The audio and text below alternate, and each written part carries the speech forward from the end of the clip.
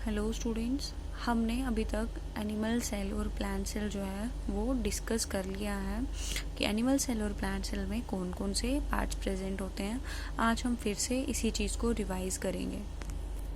सबसे पहले cell wall जो है, सेल वॉल हमें पता है सेल वॉल जो है ऐसा स्ट्रक्चर है जो सिर्फ प्लांट सेल्स में ही प्रेजेंट होता है।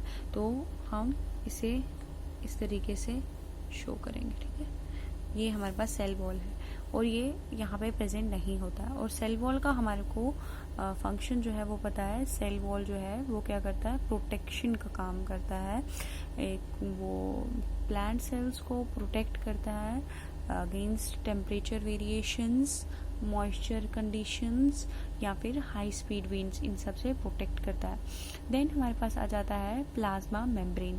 प्लाज्मा मेम्ब्रेन एक ऐसा स्ट्रक्चर है जो दोनों में प्रेजेंट है, प्लांट सेल में भी और एनिमल सेल में भी प्रेजेंट है। प्लांट सेल प्लाज्मा मेम्ब्रेन को हम लोग सेल मेम्ब्रेन भी बोलते हैं।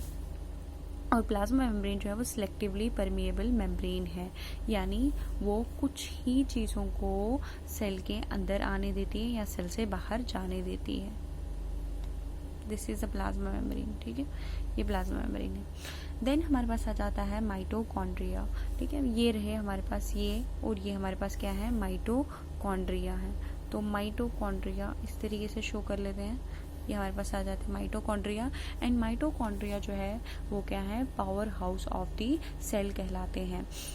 जितनी एनर्जी सेल को चाहिए होती है उसी मतलब तरीके से माइटोकॉन्ड्रिया जो होगा उनका नंबर जो होगा वो वेरी करेगा सेल में।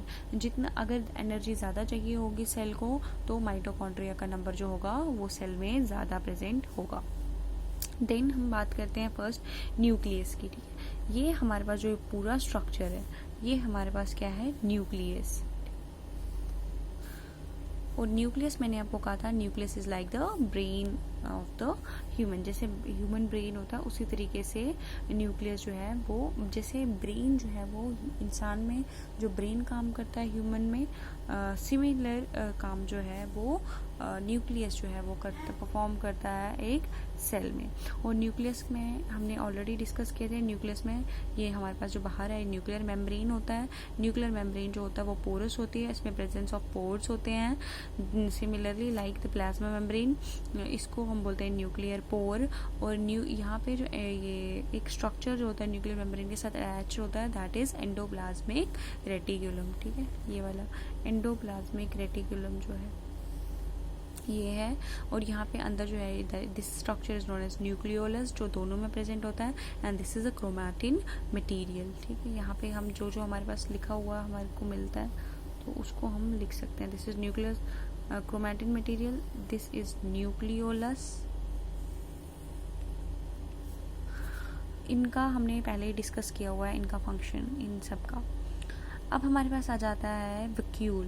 वैक्यूल मैंने आपको बताया हुआ है, प्लांट सेल्स में वैक्यूल जो होता है वो बहुत ही ज़्यादा लार्ज होता है, जिसकी वजह से जो न्यूक्लियस होता है वो साइड की तरफ पुश हो जाता है। और जो एनिमल सेल्स हैं उनमें वैक्यूल्स बहुत ही स्मॉल नंबर में भी प्रेजेंट होते हैं और स्मॉल साइज में भी प्रेजेंट होते हैं।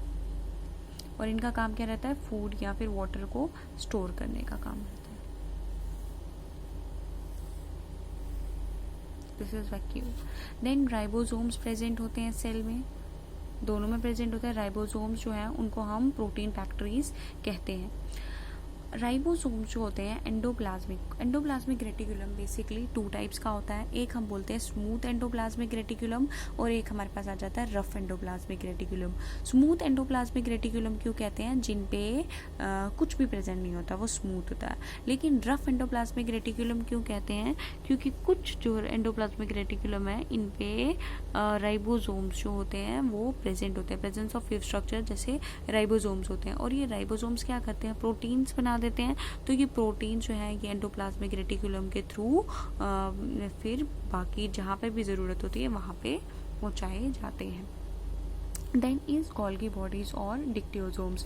गोल्गी बॉडीज या फिर डिक्टियोजोम्स, गोल्गी बॉडीज को प्लांट सेल्स में डिक्टियोजोम्स कहा जाता है और एनिमल सेल्स में इनको गोल्गी बॉडीज या गोल्गी कॉम्प्लेक्स ही कहा जाता है।